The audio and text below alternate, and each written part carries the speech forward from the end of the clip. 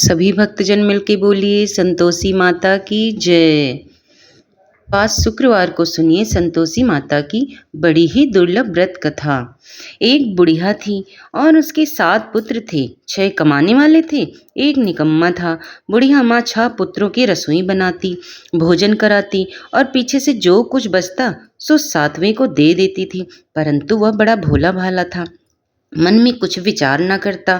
एक दिन अपनी बहू से बोला, देखो मेरी माता का मुझ पर कितना प्यार है। वह बोली, क्यों नहीं, सबका जूठा बचा हुआ तुमको खिलाती जो है। वह बोला, भला ऐसा भी कहीं हो सकता है क्या? मैं जब तक आंखों से ना देखूं मान नहीं सकता। बहू ने हंसकर कहा, तुम देख लोगे तब तो मानोगे। कुछ दिन बाद बड़ा त्योहार आया। घर में 7 प्रकार के भोजन और चूरमा के लड्डू बने। वह जांचने को सिर दर्द का बहाना कर पतला कपड़ा सिर पर ओढ़कर रसोई में जाकर सो गया और कपड़े के अंदर से सब देखता रहा। 6 भाई भोजन करने आए। उसने देखा माँ ने सब उनके लिए सुंदर सुंदर आसन बिछाए हैं, 7 प्रकार की रसोई परोसी है। वह आग्रह करके जिमाती हैं। वह देखता रहा।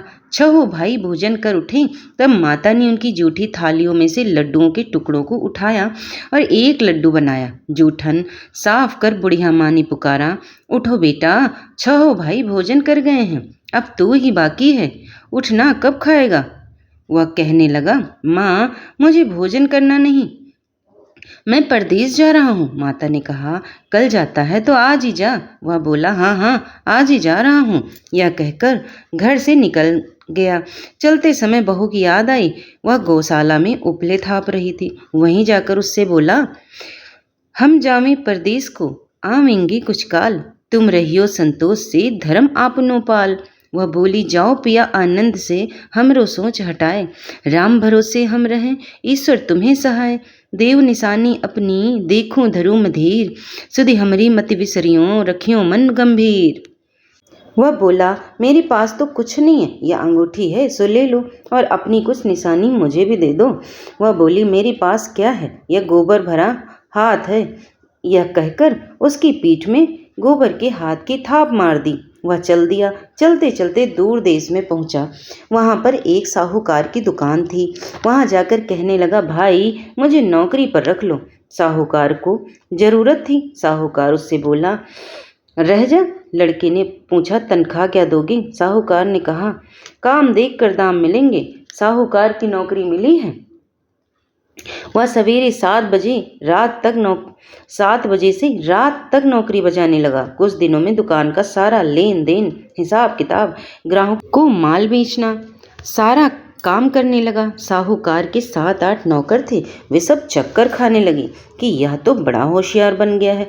सेठ ने भी काम देखा और 3 महीने में उसे आधे मुनाफे का साझीदार बना दिया।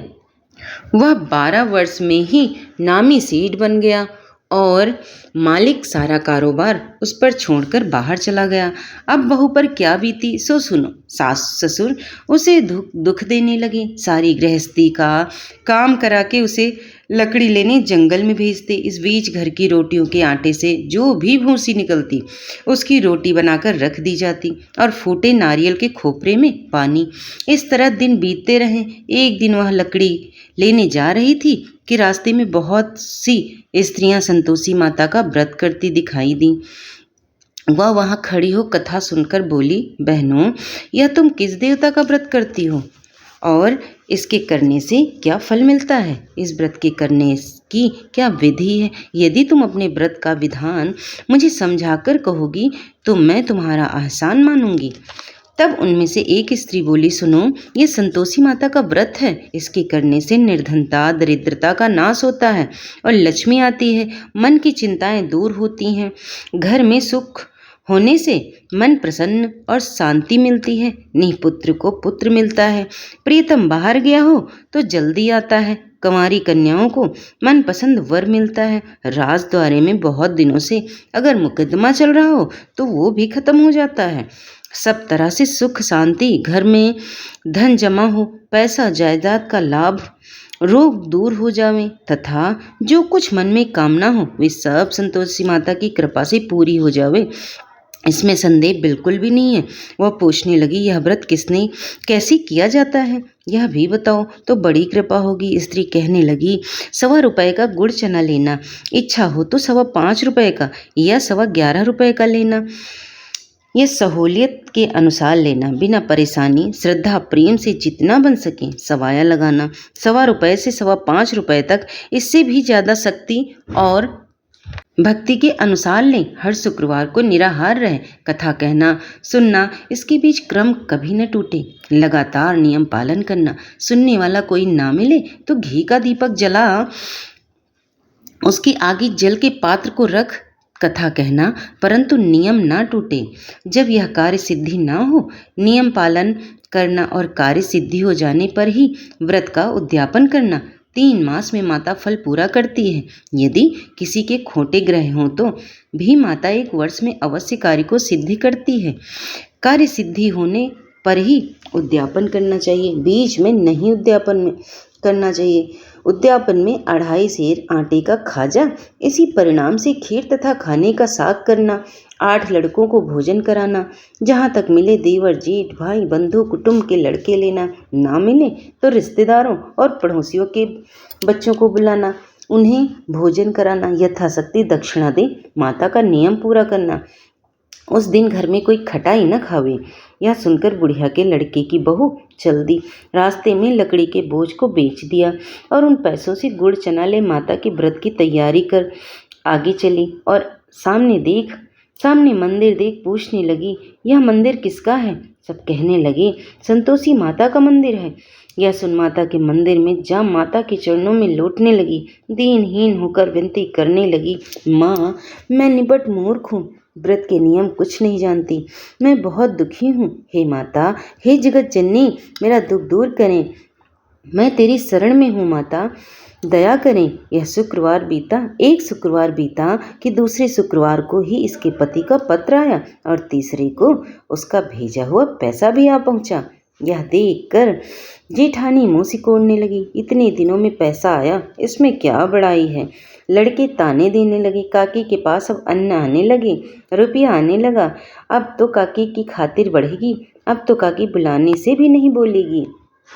बेचारी सरलता से कहती, भैया पत्र आवे रुपया आवे तो हम सबके लिए अच्छा है। ऐसा कहकर आंखों में आंसू भरकर संतोषी माता के मंदिर में आकर मातेश्वरी के चरणों में गिरकर रोने लगी। माँ, मैंने तुमसे पैसे नहीं मांगा, मुझे पैसे से क्या काम है, मुझे तो अपने सुहाग से काम है, मैं तो अपने स्वामी के दर्शन और सेवा मांगती हूँ। तब माता ने प्रसन्न होकर कहा, जा बेटी, तेरा स्वामी आएगा। यह सुन खुशी से बावली हो घर में जा काम करने लगी। अब संतोषी माँ विचार करने लगी, इस भोली पुत्री से मैंने कह तो दिया है तेरा पति आवेगा, पर आवेगा कहाँ से? वह तो स्वप्न में भी इसे याद नहीं करता, उसे याद दिलाना मुझे पड़ेगा। इस तरह माता बुढ़िया के बेटे के पास जा स्वप्न में प्रकट हो कहने लगी, साहूकार के बेटे, सोता है या जागता? वह बोला, माता सोता भी नहीं हूँ और जागता भी नहीं हूँ, बीच में ही हूँ, कहो क्या आज्ञा है? माँ कहने लगी, तेरा घर बार कुछ है या नहीं? वह बोला, मेरा सब कुछ है माता, माँ बाप भाई बहन बहू, क्या कमी है? माँ बोली, भोले पुत्र, तेरी स्त्री तेरी घोर संकट उठा रही है, माँ बाप उससे दुख दे रहे हैं, वह तेरे लिए तरस रही है, तो उसकी सुधि ले। वह बोला, हाँ माता, यह तो मुझे भी मालूम है, परंतु मैं कैसे जाऊँ? परदेश की बात है, लेन देन का कोई हिसाब नहीं है, कोई जाने का रास्ता नजर नहीं आता, कैसे चला जाऊं? माँ कहने लगी, मेरी बात मान, सवेरे नहा धोकर संतोषी माता का नाम ले, घी का दीपक जलाकर दंडवत कर दुकान पर जा बैठना। देखते देखते तेरे लेन देन सब कुछ चुक जाएगा, जमा माल बिक जाएगा, सांझ होते होते धन का ढेर लग जाएगा। वह सवेरे बहुत जल्दी उठ स्नान कर संतोषी माँ को दंडवत कर घी का दीपक जला दुकान पर जा बैठा। थोड़ी देर में वह क्या देखता है कि देने वाले रुपया लेकर आए हैं और लेने वाले हिसाब लेने लगे। कोठे में भरे सामानों के खरीदार नगद दाम में सौदा करने लगे। शाम तक धन का ढेर लग गया। माता का चमत्कार देख प्रसन्न हो मन में माता का नाम ले घर ले जाने के वास्ते गहना कपड़ा खरीदने लगा। वहाँ के काम से निपट वह घर को रवाना हुआ। वहाँ बहू बेचारी जंगल में लकड़ी लेने जाती तो लौटते वक्त माँ के मंदिर पर विश्राम करती। वह तो उसका रोज आना रुकने का स्थान था। दूर से धूल उड़ती देखकर वह माता से पूछती है, हे माता, ये धूल कैसी उड़ रही है? माँ कहती है, हे पुत्री, तेरा पति आ रहा है। अब तू ऐसा कर, लकड़ियों के 3 बोझ बना ले। एक नदी के किनारे रख, दूसरा मेरे मंदिर पर और तीसरा अपने सिर पर रख। तेरे पति को लकड़ी का गट्ठा देखकर मोह पैदा होगा। वह वहाँ रुकेगा, नाश्ता पानी बनाकर खाकर माँ से मिलने जाएगा। अब तो लकड़ियों का बोझ उठाकर जाना और बीच चौक में गट्ठा डालकर 3 आवाजें जोर से लगाना, लो सासू जी, लकड़ियों का गट्ठा लो, भूसी की रोटी दो, नारियल के खोपरे में पानी दो। आज कौन मेहमान आया है? माँ की बात सुन बहू, बहुत अच्छा माता कहकर प्रसन्न हो लकड़ियों के 3 गट्ठे ले आई। एक नदी के तट पर, एक माता के मंदिर पर रखा। इतने में ही एक मुसाफिर आ पहुंचा। सूखी लकड़ी देखकर उसकी इच्छा हुई कि अब यही विश्राम करें और भोजन बनाकर खाकर गांव जाएं। इस प्रकार भोजन बना, विश्राम कर वहां गांव को गया। सबसे प्रेम से मिला। उसी समय बहू सिर पर लकड़ी का गट्ठा लिए आती है।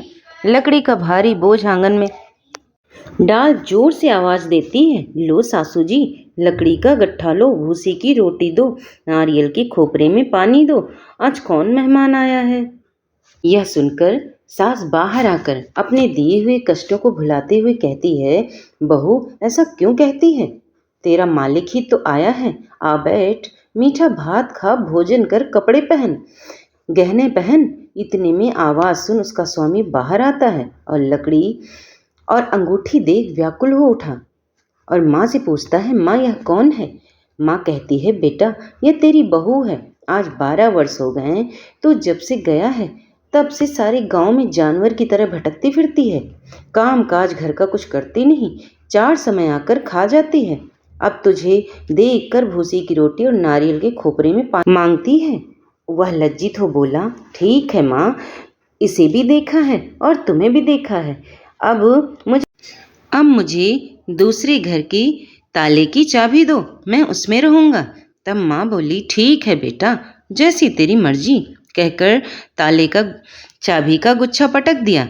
उसने ताले की चाबी लेकर दूसरे कमरे में गया जो तीसरी मंजिल के ऊपर था।